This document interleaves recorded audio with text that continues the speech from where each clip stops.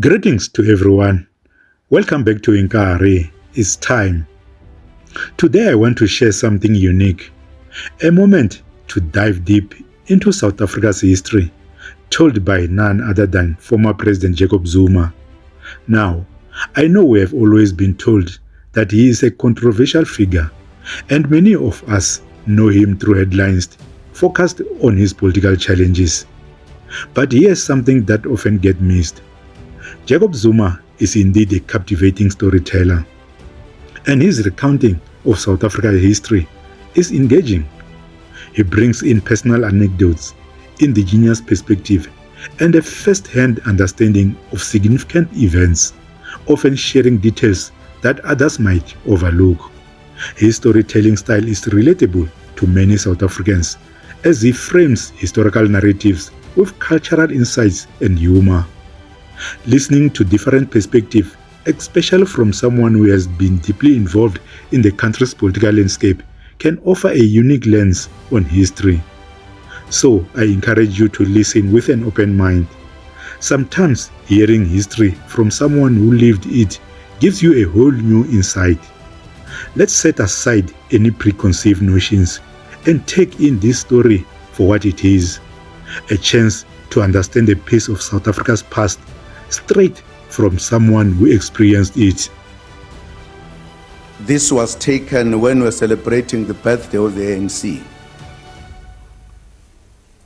When the ANC was celebrating 103 years since it was born. I had to give a history of this country, and the history is history. History has chapters, painful chapters, wonderful chapters. But it is history. When I said, when Jan van Riebeeck landed in the Western Cape, our problems began, is a historic fact.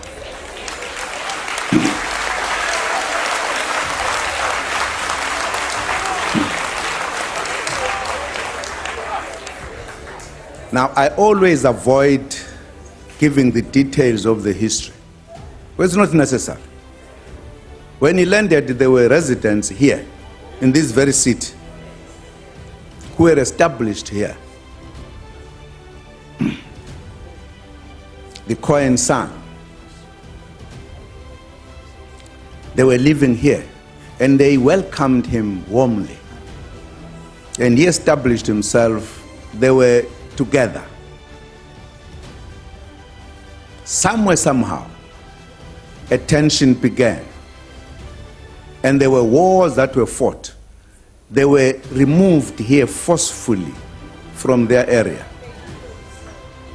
Removed. And some of them went deep into the country, north, south, east.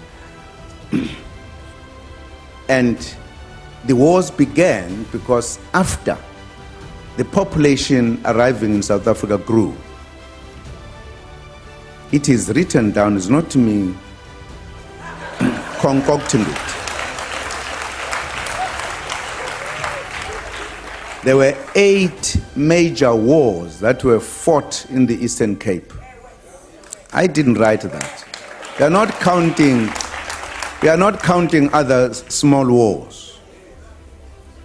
8 major wars. There was a great trek from here when there was a quarrel between the Afrikaners and the British. As a history of this country, there was an establishment of 4 republics, 2 belonging to the British, 2 belonging to the Afrikaners. When all of this was done, the blacks were not consulted, even the establishment of the republics.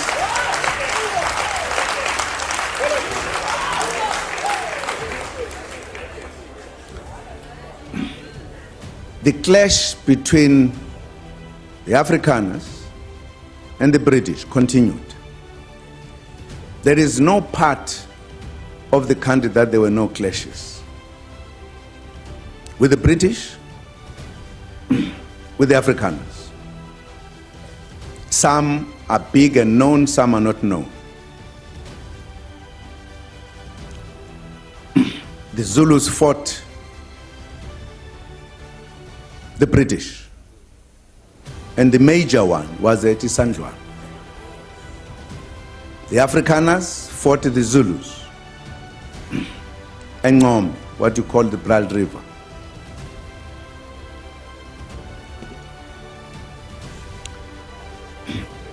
And the British, the Afrikaners discovered, as they call it, they discovered, they actually came across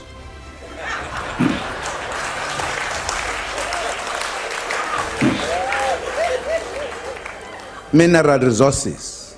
And the British heard this, and they vowed to defeat the Afrikaners.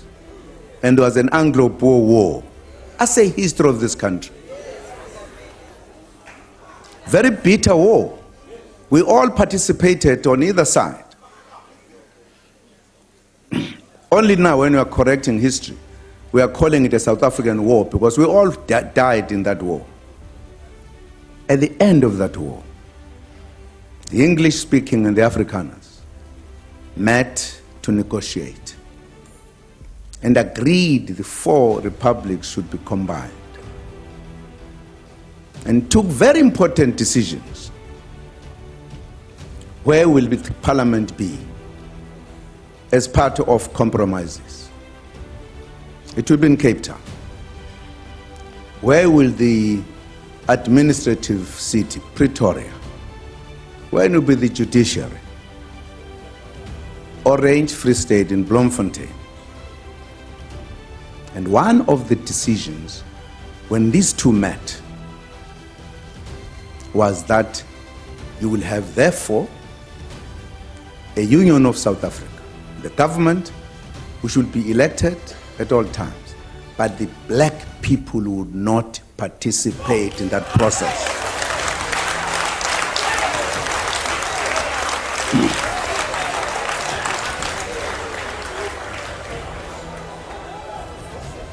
It was that decision,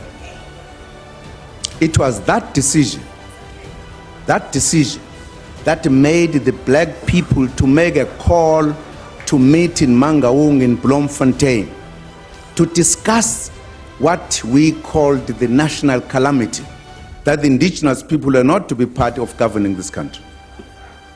Very bad decision on an important decision of uniting the four republics. It was that time that we said we are going to fight to liberate ourselves, to be part of government, to participate.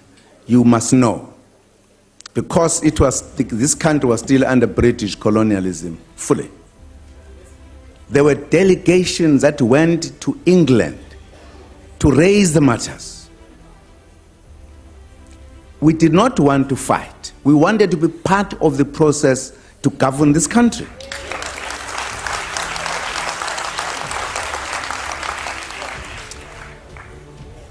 This now are the activities many years after the landing of Jan van Riebeeck, who opened the way for them to be here. They started fighting here, Eastern Cape, Free State, everywhere. There were wars.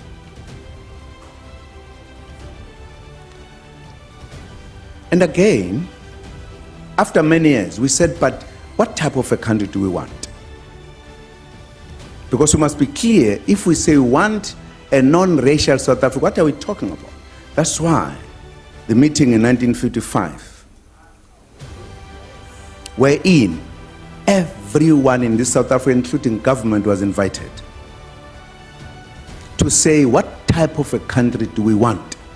And that's why the Freedom Charter is important, because that's when we molded this country we have today. A democratic, prosperous country.